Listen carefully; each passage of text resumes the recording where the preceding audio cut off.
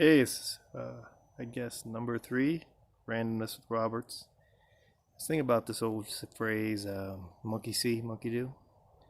But I thought about how kind of incomplete that is. The idea of like if you just see something and you'll just be able to do it.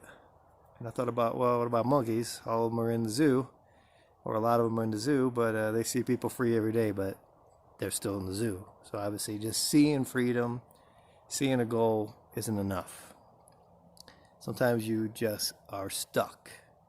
There's a verse that says, don't conform to the pattern of this world, but be transformed by the renewing of your mind. The idea of if you can continue to do what everyone else does, you could just be like them. Maybe they're not going the right way. Maybe they're stuck. Maybe they're in fear. Maybe they're in a rut of arrogance sometimes. But the last part of that verse kind of stuck with me.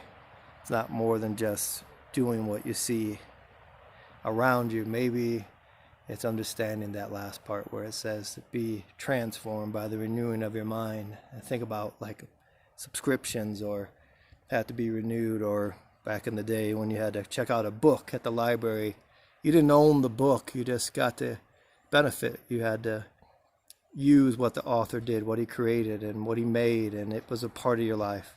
Think about that in our own lives. Maybe you need help. Maybe you are stuck. Maybe you need to realize that there's something bigger than you and that there's a purpose for you. There was a reason you were made. There was a story that was written for you.